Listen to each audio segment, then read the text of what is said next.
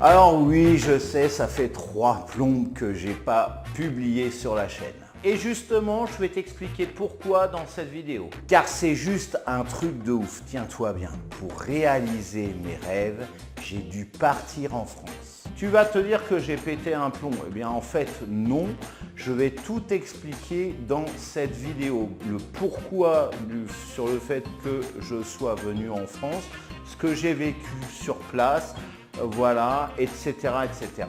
Bref, tu vas connaître tous les tenants et les aboutissants dans cette vidéo. Bonjour, si tu ne me connais pas, si tu arrives totalement par hasard sur cette vidéo, je me présente, je m'appelle Cédric Corneloup et je suis web marketeur pour les entrepreneurs timides, introvertis ou en manque de confiance. Avant de lancer le jungle et te parler de ce sujet qui me tient à cœur dans cette vidéo, eh bien, je t'invite tout d'abord à cliquer sur le pouce bleu en l'air. Voilà, un petit pouce bleu en l'air, ça me permet de m'encourager et surtout de faire monter le nombre de vues sur cette vidéo.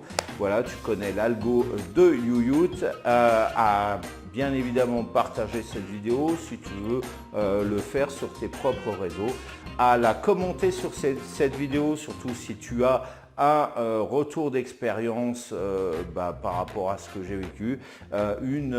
Toi, si toi tu as vécu la même chose, tu es expatrié, réimpatrié, enfin bref, ou tu veux pas partir de chez toi, eh bien fais-le moi savoir. Hein. Ici on juge pas, enfin bref, pas de jugement de valeur. Si jamais il y a quelqu'un qui fait quoi que ce soit qui est désobligeant, banni.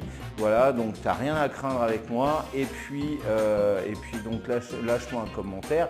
Et puis si ce n'est pas encore fait, ce qui serait étonnant, abonne-toi à ma chaîne et au moment de t'abonner, clique sur la cloche pour être au courant des prochaines vidéos qui paraissent. Alors là, ça fait 9 mois. Si tu étais abonné avant à ma chaîne et que tu n'avais pas cliqué sur la cloche, j'en bafouille, eh bien tu vois, tu es marron 9 mois plus tard. Donc j'espère que je ne vais pas republier une vidéo 9 mois plus tard. Enfin, tout est parti pour que non, je vais republier régulièrement.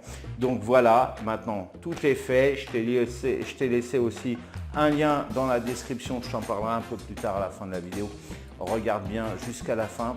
En attendant, c'est parti. Petit jingle.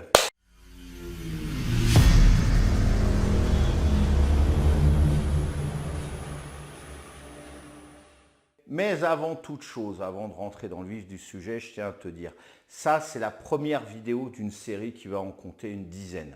À chaque fois, dans chaque vidéo, j'aborderai un point précis par rapport à cette expérience et qui concerne bien évidemment les gens qui sont timides ou en manque de confiance. Mais aujourd'hui, on va commencer par la présentation de l'affaire. Je te précise que par rapport à ce que j'ai vécu, par rapport à ce que j'ai subi, enduré, etc., tous les tenants et les aboutissants de cette histoire, je te demanderai de ne pas aller retrouver les protagonistes de cette histoire, de ce que je vais te raconter, pour aller les insulter, pour aller leur laisser des commentaires sur leur profil, etc., etc. Bien évidemment, on reste dans la bienveillance. Parce que forcément, quand je te présente ce sujet, eh ben, je vais avoir le beau rôle. Tu vas dire, ah oui, Cédric, ça a été une victime, il a vécu ça, et ceci, cela, c'est dégueulasse, etc., etc. Tu vas prendre parti instinctivement pour moi. Mais dis-toi bien que, comme tout à chacun, j'ai aussi mes faiblesses, j'ai aussi mon mauvais caractère. Hein. Voilà, les gens de ma famille le savent très bien. Là, je suis souriant face à la caméra, mais en dehors de la caméra, bien évidemment, comme tout le monde, je peux avoir aussi t'envoyer balader le matin devant le bol de petit déjeuner. Voilà, je peux avoir mes humeurs et puis aussi je peux faire tout simplement, je peux me tromper et faire des mauvais choix stratégiques, des mauvais choix de vie. Donc nous nous retrouvons il y a à peu près un an exactement, c'est-à-dire vers septembre 2022. J'annonce alors à ma petite tribu, non sans avoir un air triomphant, bien sûr dans ces moments-là, on a envie de casser la baraque, c'est le cas de le dire. est que j'ai décroché un job en tant que consultant web pour une marque de waterbike. Cette marque se trouve au Vietnam et que nous allons tous partir vivre au Vietnam. Alors si tu ne sais pas ce que c'est qu'un waterbike, c'est tout simplement une sorte de pédalo, mais en version vélo. Voilà, c'est sympa, tu peux te faire des virées entre potes, enfin des bons délires. C'est beaucoup plus dynamique, beaucoup plus actif qu'un pédalo classique. Le pédalo classique, c'est un peu en famille, plan-plan. Là, c'est fait c'est destiné avant tout pour les bandes de jeunes là, qui ont la vingtaine, qui sortent le week-end, qui vont au restaurant, lequel est au bord d'un plan d'eau. Et puis au Vietnam, il y en a pléthore, hein, des restaurants au bord de l'eau et qui ne proposent aucune activité. C'est pour ça que la marque pour laquelle je bosse et dans laquelle je suis investi va proposer justement à ces restaurants, à ces bars, tout simplement d'installer des waterbikes pour proposer une activité ludique à leur clientèle. Mais cette décision ne fait pas l'unanimité. Ma femme prend le contre-pied de cette décision que je viens de prendre et veut partir vivre en France. Son objectif est clair, ma femme veut obtenir sa carte de séjour parce qu'elle est de nationalité népalaise et jusqu'à présent elle n'a absolument aucun droit administratif par rapport à la France. Et ça, malgré le fait qu'on soit mariés depuis plus de 10 ans. Et parallèlement, elle veut faire découvrir à nos enfants le pays de leur nationalité, parce que nos enfants sont exclusivement français. Et finalement, jusqu'à présent, ils ne connaissaient pas ce pays qu'est la France. Donc, si tu veux, son projet, il est cohérent. Je n'ai pas d'argument valable à lui opposer par rapport à ça, parce qu'elle vise le long terme, de voir si jamais je ferme les yeux, un jour ça arrivera, et si je ferme les yeux avant elle, elle n'aura aucun droit par rapport à la France. Et puis par rapport au Népal, c'est aussi compliqué par rapport à nos enfants qui sont de nationalité française et qui ne peuvent pas être népalais. Donc c'est très très très compliqué et donc je comprends tout à fait le bien fondé de sa démarche et elle me promet que par la suite, dès l'instant que ces formalités auront abouti et que j'aurai le feu vert de ce futur patron pour partir au Vietnam, il n'y a pas de problème, on y va, on part ensemble. Bref, tous mes plans tombent à l'eau et même si elle m'a fait cette promesse, j'ai ce sentiment intime qu'elle va tout faire pour me retenir en France, chose qui s'est confirmée par la suite.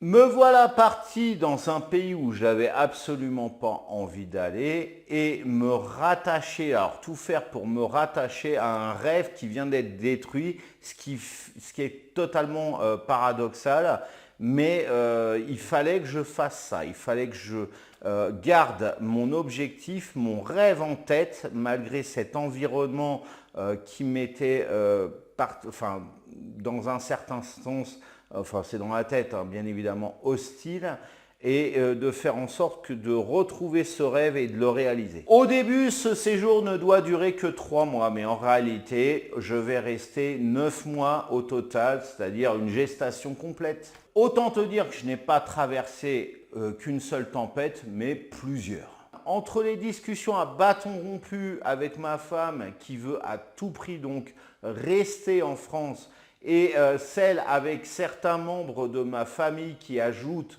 leur grain de sel, qui sont venus rajouter leur grain de sel pour mettre en doute mes projets par rapport au Vietnam. Et puis rajoute à cela l'administration française qui vit au ralenti et qui, ça c'est la mentalité française, qui met les gens dans des cases, hein, t'es chômeur, tu travailles, t'as quoi, t'es salarié, t'as ton entreprise, t'es dans le secteur public, t'es dans le secteur privé, etc., etc.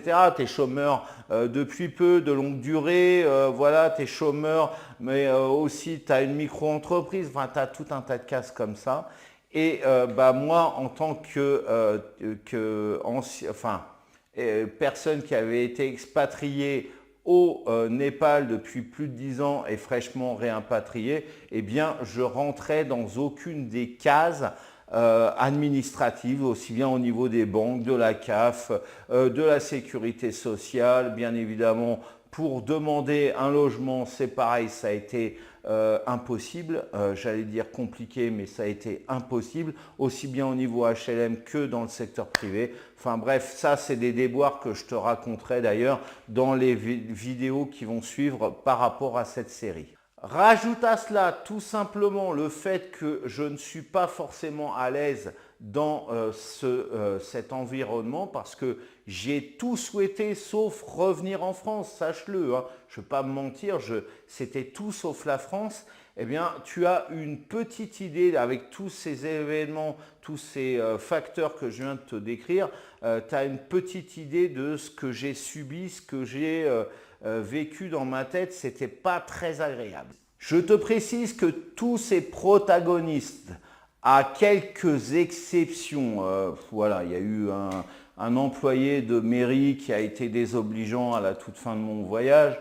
À part ça, je n'ai pas d'autres, peut-être une autre personne éventuellement, mais c'est tout, ça se compte même pas sur les doigts de la main. Mais tous les protagonistes ont tout fait, hein, que ce soit au niveau administratif qu'au niveau de la famille, il n'y a pas de problème. Ils ont tout fait pour que nous nous installions au mieux en France. Mais avec ce système ambiant en France dont je te parlais il y a quelques instants, notamment sur le fait que je n'entre administrativement parlant dans aucune case, et ça a fait que très vite j'ai été totalement découragé, et cette idée même si elle m'a traversé peut-être l'esprit une seconde à un moment donné, elle a très vite fichu le camp parce que je ne pouvais tout simplement pas, dans de bonnes conditions, rester là-bas. Notamment et principalement à cause du logement, hein, je te en parlais il y a quelques instants sur le fait que je rentre dans aucune case, et je te parlais justement du logement HLM, aussi des agences immobilières. Eh bien, j'avais pas les papiers qu'il fallait, qu'elles demandaient. Et donc, quand tu n'as pas de logement, c'est la base, hein, avoir un logement, tu ne peux pas faire de plan sur ta vie. Voilà, si tu dois coucher chez Pierre-Paul Jacques, voilà, dans une chambre, et puis voilà, sur le canapé, mais tu vois que tu déranges, enfin, t'es pas à ton aise, t'es pas chez toi, etc. Et tu dois te dépêcher pour trouver un logement et que tu ne peux pas avoir, forcément c'est totalement décourageant. Et moi, voilà, je voulais arrêter ce calvaire. Au final, le temps a joué en ma faveur. J'ai pu inverser la vapeur grâce à de la ténacité et faire comprendre à mes proches le bien fondé de ce projet d'aller vivre au Vietnam. En leur démontrant, bien entendu, ça a été mon argument principal, que cette situation en France était loin de nous être favorable. C'était plutôt le contraire, elle nous était très très défavorable pour que nous puissions nous installer sur le long terme. En revanche, et en dehors de ce happy end, j'ai gagné ou peut-être retrouvé quelque chose que j'avais oublié, enfin deux énormes qualités. Ces deux qualités sont la force d'inertie et puis le sens de la stratégie pour faire des choix, pour avancer dans la vie. Et selon moi, mais ce n'est que mon avis, j'ai pu regarder à partir de cette expérience en France, j'ai pu réaliser ça par rapport à qui je suis, mais par rapport aussi en rétrospective aux gens que j'ai pu observer dans ma vie, j'ai pu réaliser que les gens qui sont justement en manque de confiance ou timides ont un énorme potentiel qu'ils ignorent fatalement, hein, bien souvent du moins, par rapport à ces deux qualités. Je t'en parlerai plus amplement dans une prochaine vidéo. D'ailleurs, et pour le moment, on va s'arrêter là par rapport à ce sujet de cette vidéo. Je te propose de te retrouver dans les vidéos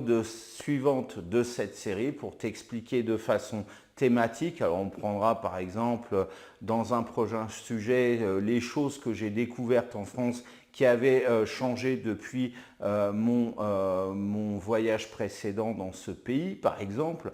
Les choses où j'ai été complètement décontenancé, le logement, trouver du travail, etc. Faire face à des gens qui sont bienveillants vis-à-vis de toi, mais qui en même temps veulent détruire, enfin remettre en doute tes rêves, et donc qui font tout pour les détruire, malgré eux, hein, mais même s'ils sont dans la bienveillance. Enfin, tous ces sujets-là, je vais les aborder donc dans cette série.